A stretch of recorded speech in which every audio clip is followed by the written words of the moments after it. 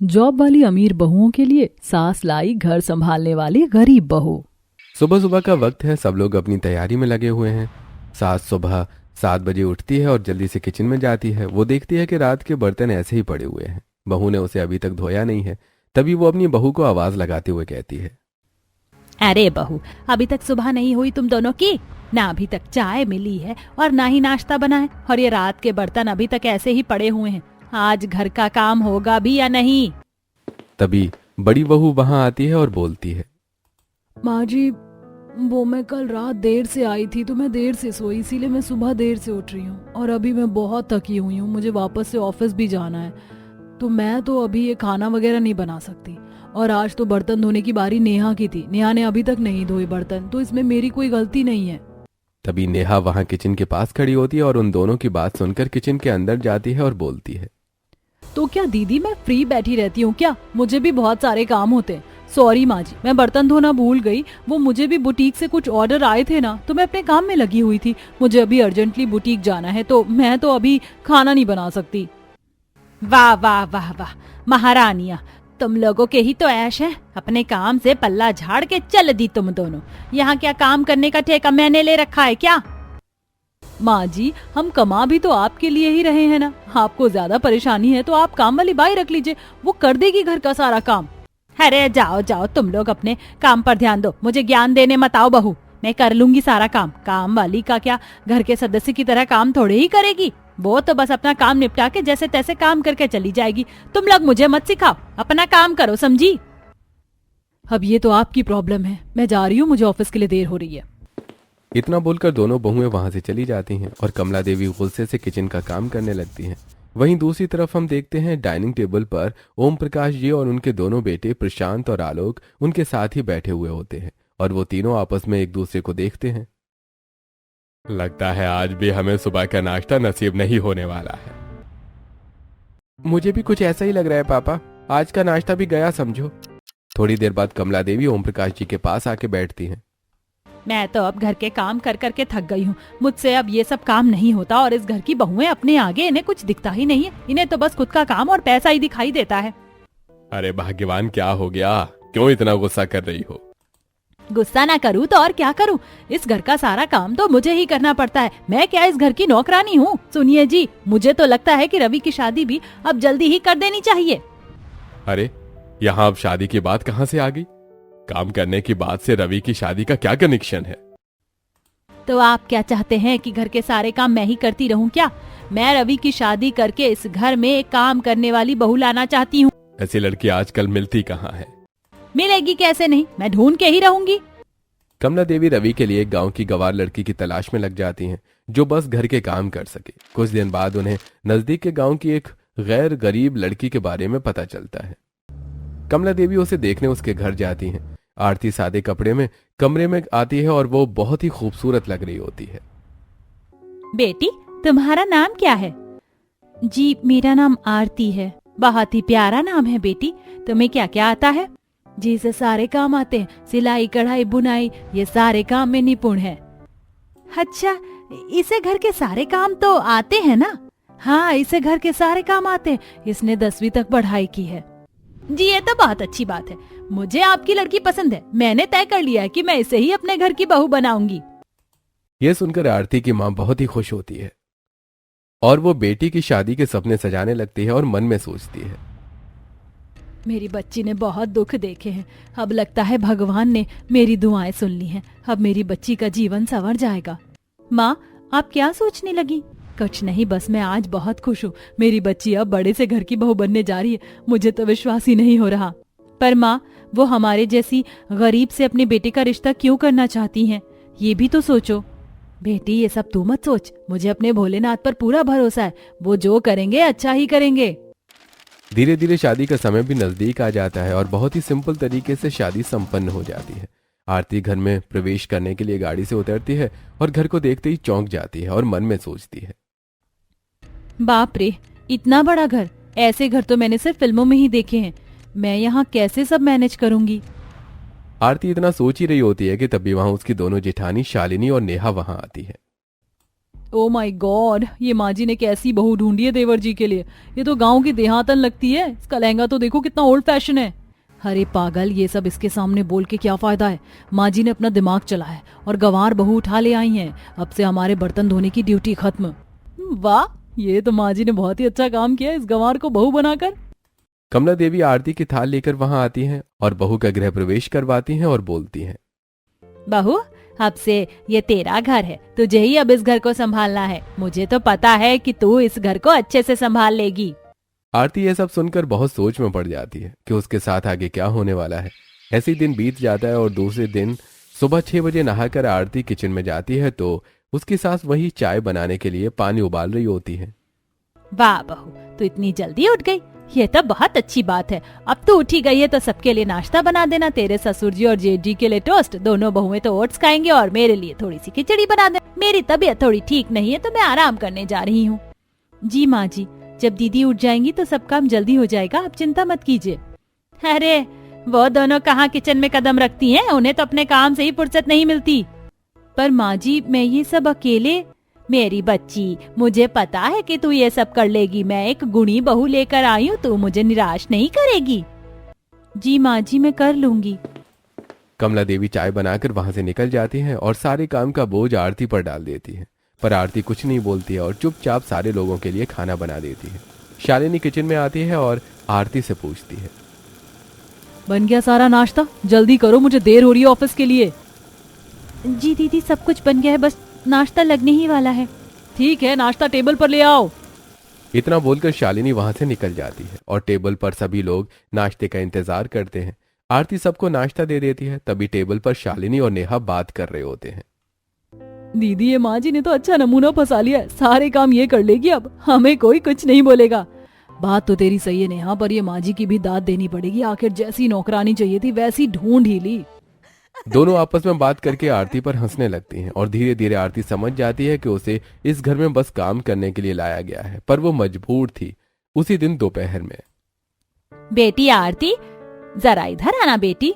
जी माँ जी, आपने बुलाया? हाँ बेटी, मेरे पास बैठ और मेरी बात ध्यान से सुन ले। रोज सुबह ऐसे ही तुझे उठ के 8 बजे तक सबके लिए खाना बना देना होगा। फिर किचन के सारे बर्तन भी तुझे ही करने हैं, वो 10 बजे तक हो जाने चाहिए। फिर 1 बजे तक तुझे खाना बना लेना होगा। फिर बाकी के सारे काम के लिए भी तो समय चाहिए।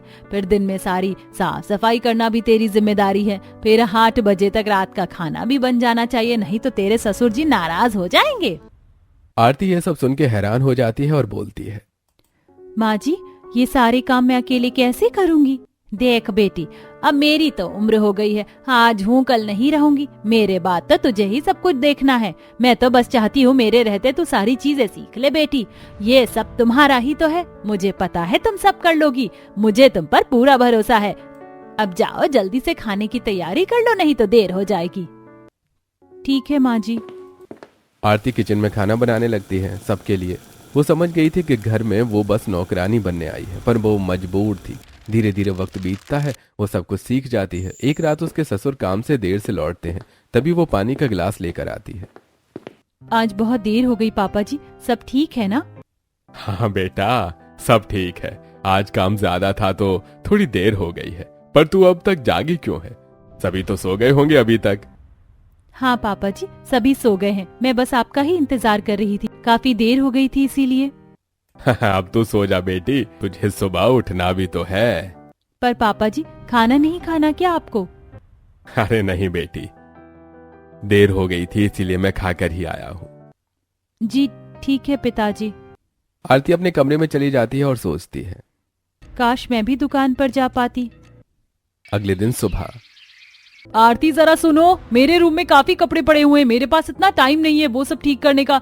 तुम जरा मेरा कमरा साफ कर देना। थोड़ी देर बाद वहां शालिनी आती है और वो उसे कुछ कपड़े देती है धोने के लिए। आरती, ये कुछ कपड़े मेरे और आलोक के हैं, इसे प्लीज धो देना अच्छे से। महंगे कपड़े हैं तो संभाल के धोना, मेरे पास बिल्कुल भी टाइम नहीं है, तो प्लीज ये सब जल्दी कर देना। पर दीदी, नेहा दीदी ने भी पहले से। मेरे पास इतना टाइम नहीं है तुम्हारी बात सुनने का, काम करके बस रख देना प्लीज। आरती कुछ बोल नहीं पाती और उसे वो सारे काम करने पड़ते हैं, जिस वजह से उसे खाना बनाने में देर हो जाती है। तभी उसकी सास वहां पर आती है और बोलती है, बहू, तुमने अभी तक खाना नहीं बनाया? करती क्या है तू दिन भर? घर के थोड़े से काम भी तुझसे नहीं होते और तू अभी तक यहीं पर है। जल्दी जाके खाना बना। नहीं माँ जी, वो आरती दीदी और नेहा दीदी ने कपड़े दिए थे धोने के लिए, बस मैं वही कर रही हूँ। मैं वो सब कुछ नहीं जानती। तेरे ससुर जी को टाइम से खाना चाहिए होता है। तू यहाँ देर करेगी तो उन्हें खाना देने कौन जाएगा? माँ जी मैं खाना दे आऊंगी पापा जी को, आप चिंता ना करें। ठीक है, जो करना है जल्दी कर। ज्यादा देर करने की जरूरत नहीं है, और भी बहुत काम पड़े हैं घर में। जी माँ जी। आरती जल्दी जल्दी खाना बनाने लगती है और रूम में ज्यादा कपड़े होने की वजह से वो सबको अकेले समेट नहीं पाती। वो काम अधूरा रह जाता है। वो खाना पैक करके खुशी खुशी दुकान की तरफ चल पड़ती है। पापा जी ये लीजिए, मैं आपके लिए खाना लेकर आई हूँ। अरे वाह बेटी, आज खाना तुम लेकर आई हो, अच्छी बात है। तुम यहाँ टेबल पर खाना रख दो। जी पापा जी। ओम प्रकाश जी ग्राहकों को जेवर दिखा रहे होते हैं। खाना टेबल पर रखकर आरती उनके पास आती है और ये सब देखने लगती है। आरती खुद से ग्राहक को एक जेवर दिखाती है और बोलती है, आप ये हार देखिए, ये हार इन पर बहुत अच्छा लगेगा, आप ट्राई करके देखिए। ग्राहक वो हार ट्राई करते हैं और उन्हें वो हार बहुत पसंद आता है। अरे वाह भाई वाह, ये हार तो बहुत ही सुंदर है। आपकी परख तो बहुत अच्छी है। आप यही हार पैक कर दीजिए। जी जरूर। ग्राहक अपनी ज्वेलरी लेकर वहां से खुशी खुशी चला जाता है। तभी उसके ससुर जी उससे पूछते हैं, बेटा तुम्हारी परख तो सच में बहुत अच्छी है, पर तुम्हें कैसे पता चला कि वही हार उन पे अच्छा लगेगा? पता नहीं पापा जी, बस मैंने उन्हें देखा तो मुझे समझ आ गया कि यही हार उन पर जचेगा, तो मैंने बस उन्हें वो दिखा दिया। बहुत अच्छा बेटी, बहुत खूब। अब तुम जल्दी घर जाओ, तुम्हारी सासू माँ घर पर इंतजार कर रही होंगी। हाँ पिताजी, मुझे तो देर हो गई है, माँ जी मुझे डांटेंगी, मैं जाती हूँ। ऐसे ही धीरे धीरे दिन बीतने लगते हैं और कभी कभी आरती दुकान पर खाना पहुंचाने जाया करती थी तो वो ग्राहकों से बात भी करती थी और अपने ससुर जी की मदद भी करती थी। एक दिन ऐसे ही वो दुकान पर जाती है पर काफी भीड़ होती है। अरे बेटी तुम आ गई, थोड़ी मेरी मदद कर दो। ये ज्वेलरी सेलेक्ट करने में मैडम को दिक्कत आ रही है, तुम कुछ अच्छे डिजाइन से न दिखा दो। जरूर पिताजी, आप ये डिजाइन देखिए, ये बिल्कुल न्यू कलेक्शन आया है, ये आप पर बहुत अच्छा लगेगा। वाह, ये तो बहुत खूबसूरत है, मैं तो ऐसा पीस ही ढूंढ रही थी, मुझे तो ये बहुत पसंद है। ओम प्रकाश जी, मुझे तो यही पीस चाहिए। आप बहुत भाग्यशाली हैं ओम प्रकाश जी, जो आपको ऐसी बहू मिली है। आजकल ऐसी बहुएं कहाँ मिलती हैं। बिल्कुल सही कहा आपने, मैं खुश नसीब हूँ कि मुझे बहू के रूप में एक बेटी मिली है। सारे ग्राहक आरती के आने से बहुत खुश रहते थे। उन्हें आरती के दिए हुए डिजाइन बहुत पसंद आते थे। भीड़ होने की वजह से आरती घर देर से पहुंचती है और घर पे उसकी जेठानी गुस्से में उसका इंतजार कर रही होती है। जैसे ही आरती घर पहुंचती है, आ गई महारानी। आपको याद तो होगा ही ना महारानी जी कि आज मैंने आपको कपड़े समेटने का काम दिया था, वो आपसे हुआ क्यों नहीं? माफ कीजिएगा दीदी, मुझे पापा जी के लिए खाना बनाना था और खाना देने के लिए भी मुझे जाना पड़ा। वहाँ पापा जी ने रोक लिया, उस वजह से देर हो गई। मैं कल पक्का कर दूंगी। अरे छोड़ो, तुम जैसे छोटे लोगों से उम्मीद भी क्या की जा सकती है। तुम लोग पे तो भरोसा करना ही बेकार है। ये सब सुनकर आरती बहुत ज्यादा उदास हो जाती है। वो खुद को संभाल रही होती है कि इतने में ही उसकी सास भी आ जाती है और बोलने लगती है, क्यों री, तुझे इतनी देर कैसे हो गई? तुझे पता नहीं है क्या घर में बाकी काम भी होते हैं, वो कौन करेगा? और खाना क्यों नहीं बना अब तक? माफ कर दीजिएगा माँ जी, मैं अभी सब कर देती हूँ। इतना कहते ही वहां उसके ससुर जी आ जाते हैं और उनकी बातें सुन लेते हैं और कमला देवी से बोलते हैं, तुम सब ऐसे उस पर क्यों चिल्ला रहे हो? वो मेरी मदद ही तो कर रही थी, इसमें क्या हो गया? एक दिन तुम लोग काम नहीं संभाल सकते हो क्या? मदद? और ये गवार आपकी क्या ही मदद करेगी जी? और इन छोटे लोगों के क्या भरोसा, कब क्या उठा ले पैसों के लालच में। सही कहा माँ जी, इन छोटे लोगों से और उम्मीद भी क्या की जा सकती है। आरती सब कुछ वहां खड़ी सुन रही होती है पर कुछ बोल नहीं पाती है। उसके ससुर उसकी तरफदारी करते हुए बोलते हैं, तुम सब कैसी औरतें हो? बेचारी कुछ नहीं बोल रही है तो तुम तुम कुछ भी बोलती रहोगी? आज आरती की वजह से काफी अच्छी बिक्री हुई है। आज तक तुम लोगों ने तो मेरी मदद की नहीं, और अब जब आरती मेरी मदद भी कर रही है उसमें भी तुम सब उसे इतना सब सुना रही हो। ये शब्द सुनते ही सब हैरान हो जाते हैं और तभी नेहा बोलती है, पर ऐसा कैसे हो सकता है पापा जी, ये गवार आपकी क्या ही मदद कर पाएगी? ऐसा हुआ है बहू, तुम लोगों से तो बहस ही करना बेकार है।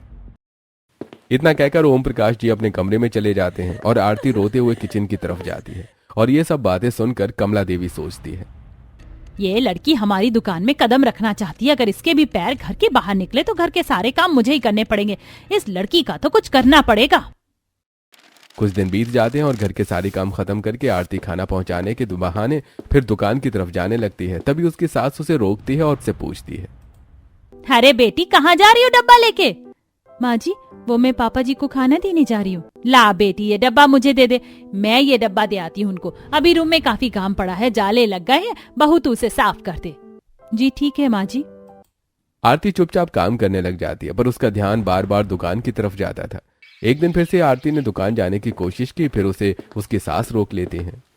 बेटी दुकान पे जा रही हो, डब्बा मैं ले जाऊंगी। देखो ना, ये इतने कपड़े पड़े हैं आयरन करने के लिए, तुम ये काम खत्म कर लो। जी ठीक है माँ जी। आरती समझ चुकी थी उसकी सास उसे दुकान जाने नहीं देगी, क्योंकि उसकी सास हर मुमकिन कोशिश करती है कि आरती दुकान न जा सके। पर आरती सब काम निपटा लेती है। फिर एक दिन, माँ जी मैंने सारे काम कर लिए हैं, मैं ये डब्बा देने जा रही हूँ पापा जी को। अरे बहू, अभी तो बहुत कपड़े और बर्तन पड़े होंगे ना, जा तू वो धो ले, मैं ये डब्बा पहुँचा दूंगी।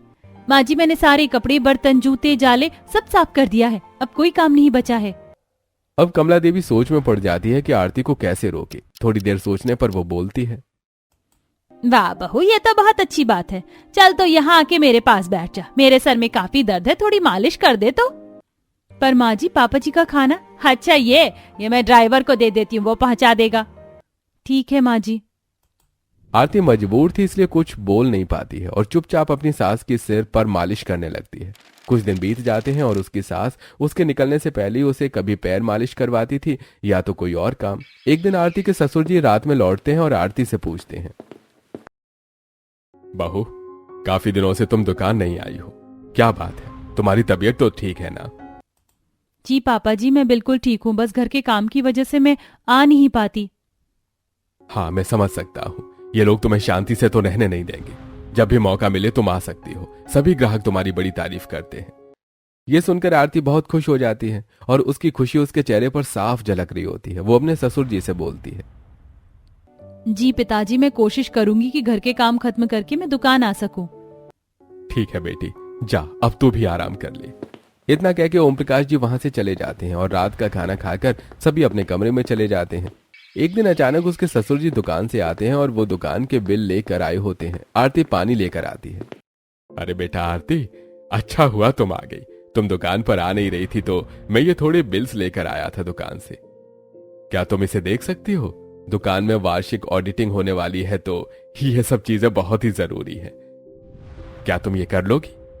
दुकान पर जाने से थोड़े बहुत काम आरती सीख जाती है और ये सुनकर आरती बहुत खुश होती है, पर उसकी जेठानियां उसका मजाक बनाने लगती हैं। पिताजी, इसने क्या आप पर कोई जादू टोना कर दिया है? इस गवार को कहाँ ही ये सब बिल्स वगैरह दे रहे हैं? इसके हाथ में तो बस बेलन और करची अच्छे लगेंगे, दुकान के बिल्स नहीं। इसे तो पढ़ना भी नहीं आता होगा। अरे वैसे शालिनी ठीक ही कह रही है पापा, आप इसे क्यों दे रहे हैं? मैंने सारी चीजें चेक कर ली हैं, कोई दिक्कत नहीं है। आप परेशान क्यों होते हैं? अरे तुम सबको कोई और काम नहीं है क्या? जब देखो तब बस बकवास में ही लगे रहते हो। मुझे पता है कि वो क्या कर सकती है और क्या नहीं, तो तुम सब अपना मुंह बंद रखो। बेटी आरती, तुम ये सब कर लोगी ना? और कुछ भी दिक्कत आए तो तुम मुझसे पूछ लेना। जी पिताजी, मैं कर लूंगी, आप चिंता ना करें। ये सब सुनकर उसके जेठ और जेठानियां बहुत घबरा जाते हैं और खाना खत्म करके वो सब एक कमरे में बातें कर रहे होते हैं। भैया, ये पापा ने बिल्स इस गवार को क्यों दिया है? अगर इसे कुछ पता चल गया तो? अरे तुम सब इतने परेशान क्यों हो रहे हो? मैंने काम इतनी सफाई से किया है कि हमें कोई नहीं पकड़ सकता है। बात तो आपकी सही है भैया, और इस गवार को कैसे ही कुछ पता चलेगा और इसकी बात पर भरोसा कौन करेगा? कुछ हुआ तो सारा इल्जाम उसी के सिर पर डाल देंगे। इतना कहते ही सभी जोर से हंसने लगते हैं। रात के समय सारा काम खत्म करके आरती अपने पति रवि की मदद से वो बिल्स देखने लगती है और सारे बिल्स को रजिस्टर से मैच करने लगती है। रवि जी, ये देखिए, यहाँ जेवर लिखे तो गए हैं पर इसका कोई बिल नहीं है इसमें। हो सकता है कि बिल पापा लाना ही भूल गए हों या वो दुकान पर रह गए हों। तुम एक बार पिताजी से पूछ लेना। सारे बिल्स तो ठीक से अरेंज किए हुए लेकर आए हैं पिताजी, बस बीच में से 2-3 हार के बिल्स ही गायब हैं। ये सब देखकर आरती हैरान रह जाती है और सारे बिल्स चेक कर लेती है और अगले दिन अपने ससुर जी के पास जाती है, उन्हें बिल देती है। अरे बहू, इतनी जल्दी तुमने सब चेक भी कर लिया? हाँ पिताजी, मैंने चेक तो किया है, पर मुझे लगता है पिताजी इसमें कुछ बिल्स नहीं हैं। क्या? पर ऐसा कैसे हो सकता है? मैंने तो सब उसमें ही रखे थे। अगर ऐसा हुआ तो बहुत बड़ी दिक्कत हो जाएगी बहू। मैं जानती हूँ पिताजी, पर मैंने अच्छे से चेक किया है, कुछ बिल्स नहीं हैं। तुम चिंता मत करो बेटी, मैं एक बार दुकान में देख लेता हूँ। ठीक है पिताजी। उसी दिन दोपहर में आरती शालिनी के कमरे की सफाई करती है तो शालिनी के ऑफिस के कुछ कागज इधर उधर बिखरे पड़े थे। वो उन्हें साफ करने लगती है तो उसे दुकान के बिल से मिलती जुलती बिल दिखाई देती है। वो ज्यादा कुछ समझ नहीं पाती और वो बिल ले जाकर अपने ससुर जी को दिखाती है। पिताजी, आपको वो मिसिंग बिल्स मिली क्या? नहीं बेटी, वो बिल्स दुकान में भी नहीं है। पिताजी, मैं आज शालिनी दीदी के कमरे की सफाई कर रही थी तो मुझे सेम दुकान जैसे बिल्स वहां मिले। मुझे कुछ समझ नहीं आया कि इसमें क्या लिखा है। आप जरा इसे रजिस्टर से मिला के देख लीजिए। वो बिल्स देखते ही पहचान लेते हैं कि ये वही मिसिंग बिल्स हैं। वो बहुत हैरान हो जाते हैं कि आखिर उनके अपने बेटे और बहू ने मिलकर उन्हें धोखा दिया। अगले दिन वो सबको हॉल में बुलाते हैं। बच्चों, इस बार मुनाफा काफी अच्छा हुआ है। ये सब कुछ तुम लोगों की मेहनत का ही फल है। मेरे बेटों ने मेरा पूरा साथ दिया है, नहीं तो ये मुमकिन नहीं होता। आरती, तुमने भी इसमें सहयोग किया है। वो सारे बिल्स को लेके आना बेटी। अरे पापा, आप भी क्या इस गवार के पीछे टाइम वेस्ट कर रहे हैं? इसे कहां ये सब की समझ है? इतना कह के सभी लोग हंसने लगते हैं। पर तभी आरती वो चोरी किए हुए बिल्स सामने रखती है तो सबके होश उड़ जाते हैं। बेटा आलोक, ये बिल्स तुम्हारे कमरे में क्या कर रहे थे बेटा? मेरे कमरे में? नहीं पिताजी, मैं इन बिल्स का क्या करूंगा? ये सब बकवास है। ये सब इस गवार की चाल है मुझे फंसाने के लिए। अच्छा, तो बिल तुम्हारी कमरे से कैसे निकले आलोक? तुम लोगों में थोड़ी भी शर्म बाकी नहीं है क्या? मुझे सब पता है कि तुम चारों इस हेरा फेरी में शामिल हो। तुमने एक बार भी नहीं सोचा कि इससे तुम्हारे पिताजी को कितना नुकसान हो सकता है। वो चारों शर्मिंदा हो जाते हैं और अपने पिताजी के पैरों में गिरकर माफी मांगने लगते हैं। हमें माफ कर दीजिए पिताजी, हमसे बहुत बड़ी गलती हो गई। आइंदा हम ऐसी गलती कभी नहीं करेंगे। आप हमें जो सजा देना चाहते हैं हमें दे सकते हैं, बस हमें माफ कर दीजिए। मुझसे माफी मांगने से क्या होगा? तुम लोगों को अगर माफी मांगनी है तो छोटी बहू से माफी मांगो। अगर आज वो नहीं होती तो इस चीज का कभी पता ही नहीं चलता। सिर्फ वही है जो पूरे घर के बारे में सोचती है और तुम सबको पैसे के अलावा कुछ दिखाई नहीं देता। शालिनी और नेहा दोनों आरती के पास आते हैं और आरती से माफी मांगते हैं। हमें माफ कर दो, हमने तुम्हें गंवार समझा आरती। तुमसे सारे काम करवाए, प्लीज हमें माफ कर दो। अब से ऐसी गलती कभी नहीं होगी। दीदी, मैं आप दोनों से नाराज नहीं हूँ, पर जो भी आप सबने किया उससे पिताजी को बहुत बड़ा नुकसान हो सकता था। ये सब देखकर उनके ससुर जी आरती के पास आकर बोलते हैं, मुझे तुम पर बहुत नाज है बहू। शायद अगर मेरी कोई बेटी होती तो बिल्कुल तुम्हारी तरह ही होती। पिताजी, अगर आपने मेरा साथ नहीं दिया होता तो मैं ये सब कुछ नहीं कर पाती। मैंने कभी अपने पिताजी को नहीं देखा, पर अगर मेरे पिताजी होते तो वो बिल्कुल मुझे आप जैसा ही प्यार करते। ये सब देखकर कमला देवी को भी अपनी गलती का एहसास होता है। मुझे भी माफ कर दे बेटी, मैंने भी हमेशा तुझसे बस घर के काम ही करवाए, पर अब नहीं। घर के सारे काम की जिम्मेदारी अब हर एक सदस्य की होगी। आरती अकेले सब काम आज से नहीं करेगी। इतना कहते ही कमला देवी आरती को गले से लगा लेती है।